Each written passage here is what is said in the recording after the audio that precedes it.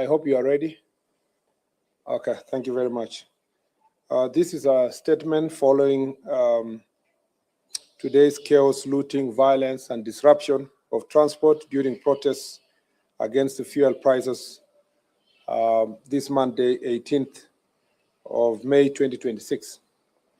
Our attention has been drawn to the chaos, violence, looting, and disruption of transport in the country today, ostensibly to protest high fuel prices. Even though our Constitution protects the right to demonstrate and picket, it is quite unfortunate that today's protests have once again been hijacked by political actors for political ends. Whereas we take cognizance of the fact that fuel prices have risen significantly as a result of ongoing global political crisis, looting, violence, blocking roads, and vandalizing public and private property can in no way bring down the oil prices. If anything, the disruption of transport and closure of business can only worsen the situation. The government, led by the National Treasury and the Ministries of Energy and Transport, are taking steps to engage with transport stakeholders to explore the ways of addressing price increases, and we are confident that the talks will bear fruit. We are, however, concerned that although most parts of Kenya were peaceful, criminal elements in some parts have been mobilized and deployed by rogue politicians to target government projects, property, personal property, pro-government, and also property of pro-government leaders. The looting of Ketia supermarkets owned by a member of parliament who supports government, the burning down of UDA offices in Wote in Makueni County, and the torching of 2 trucks at the site of Rironi Mau Summit flagship project are not coincidence, but a calculated move to spread fear and intimidate government supporters and innocent public servants.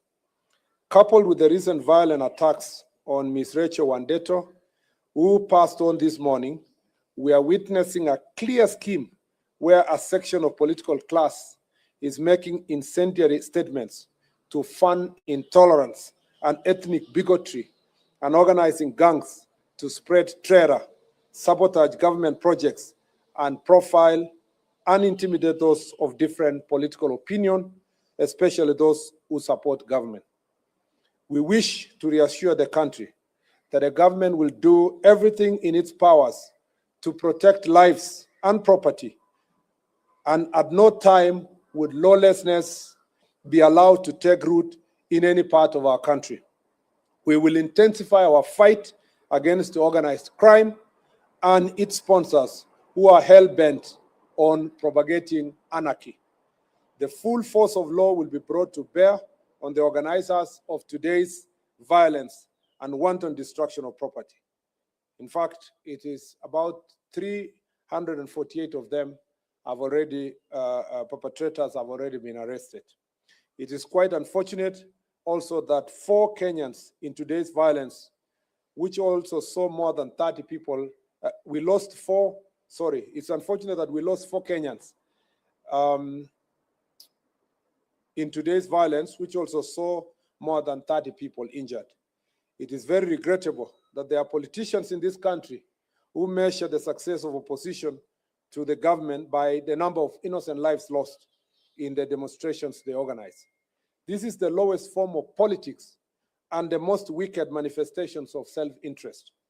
To the leaders who have been profiling Kenyans of different political opinion and calling them traitors, we shall hold you personally responsible for the lives lost and property destroyed as a result of your statements. You will be answerable now and in the future. I commend Kenyans who went about their business in peace, and actually, largely in most parts of the country, Kenyans went about their business in peace, but also there are some public transport owners who protested in peace by just keeping off the transport system without really interrupting other people's lives. And we regret, in some cases, disruption of transport and businesses that have been looted, including a supermarket in Naivasha, which, as by the time we were coming here, was still facing invasion by goons. Let us remain calm as Kenyans, as relevant government agencies address the issue of fuel prices. To those traveling, our security agencies are under instructions to ensure our safety. All the roads that were blocked have now been cleared. Part of Kirinyaga, there was an attempt in Rongai and in Kitengela, and a particular attempt in Kakamega to invade. I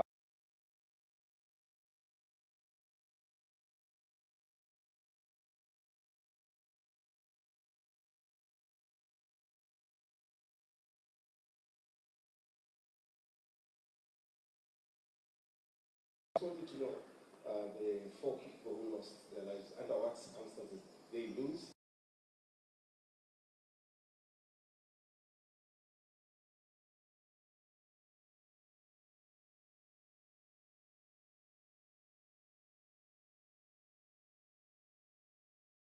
As for those who lost their lives, investigations are ongoing. It will establish exactly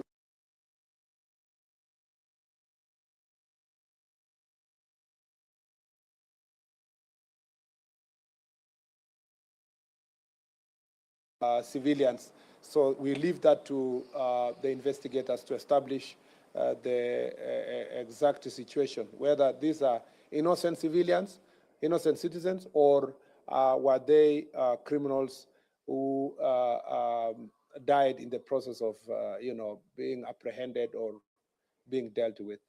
And on the question of oil prices, as you may be aware, there is an ongoing meeting now between the ministries of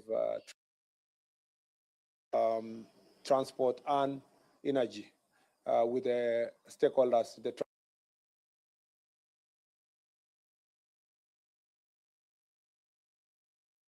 and the way forward on the question of oil prices. But nobody is a visitor in Jerusalem. We at least have guarantee of supply of the fuel, even if it's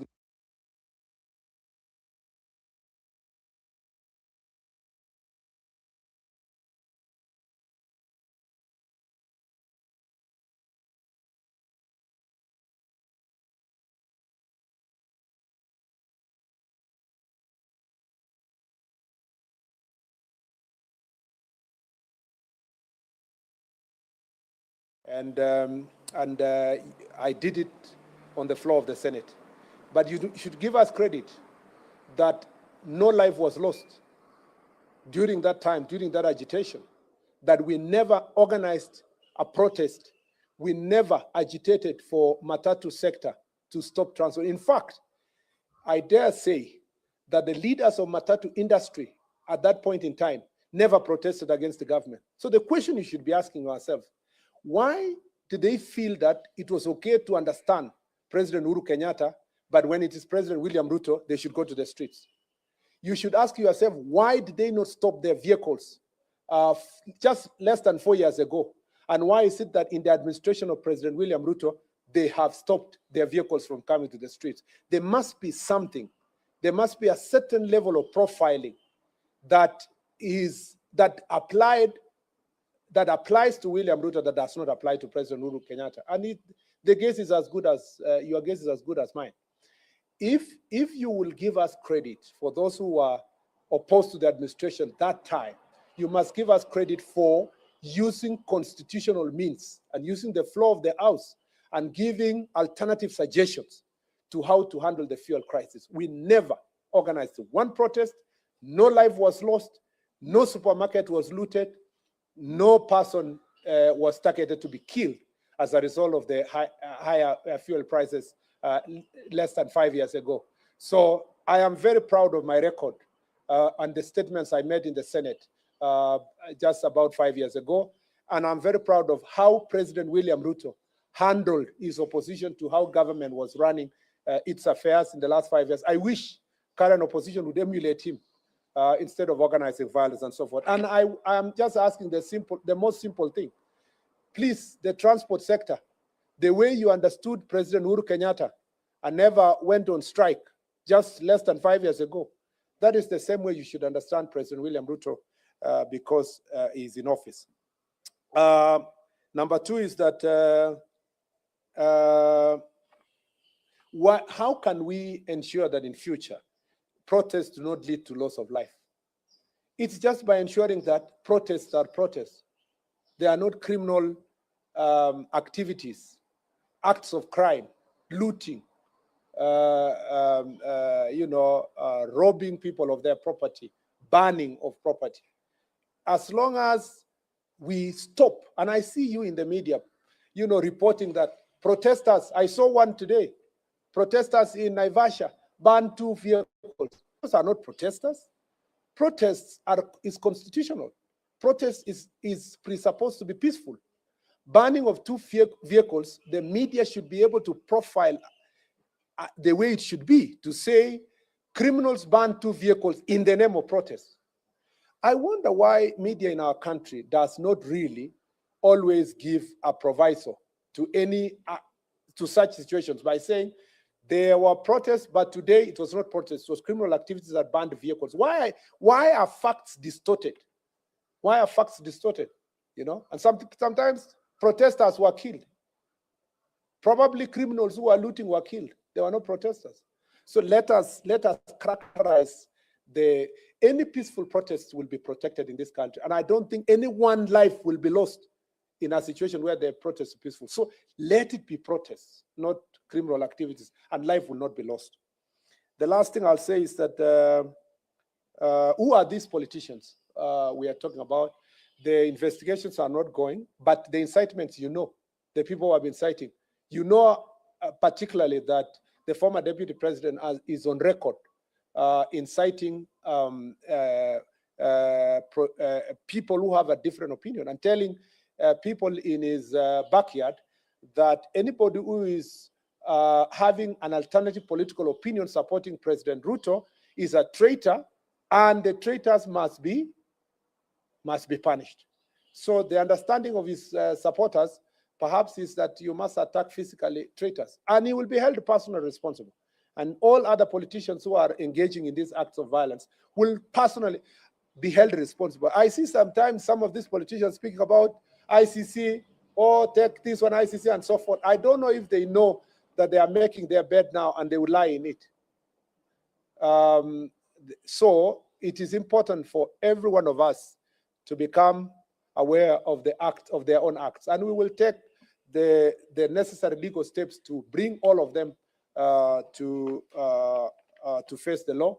I know even the banning of the UDF officers in Wote, Makueni, was organized by politicians, and the investigations are not going. So just give the DCI a few more hours, and those who are personally responsible will be held to account. I think I have answered all the questions. Yeah, I'm seeing somebody somewhere there. Yes, last one. Sorry, because you guys also indulged us by waiting for over an hour. I am indulging you by taking more questions. There's a dictatorship of the Kenyans. They're crying, why landlord countries, their prices are always down. Yet they're getting their fuel from the same port, which is the Mombasa port, including the Ethiopia, which is very, very low than Kenyans. I don't want to mention countries, but the last example you gave, just go and Google now if they have any fuel. Okay, even some of our neighboring countries already, they are rationing their fuel by telling the motorists they will take only a certain amount per week. So Kenya is different. We are a different economy. We have different challenges, and we have different approaches to issues. But I don't think in the next few days you will be willing to ask the same question in terms of comparison of price, because the information we have is that as days go by, everybody is feeling the impact, even by our neighbors. So that difference you're speaking about is not significant enough for you to measure the difference. Let's give it another 2 weeks and let's have that discussion again. But the most competent institution to respond to your question, of course, is the Ministry of Energy, and because of the meeting they have at the moment and the Treasury and so forth, they will answer that question accordingly. That the question you should also be asking is that how come in many countries where they have higher fuel prices, why are they not protesting by stopping public transport? Logically, the fact that the fuel is there should have guaranteed public transport, maybe at some slight higher cost. Then when government comes in, they would ask themselves, do we cushion the fuel prices or cushion the service provider by giving certain subsidy? But to say the fuel is there and you are not going to be able to continue public transport, I think it's unfortunate. And I'll tell you, just ask yourself fundamental question.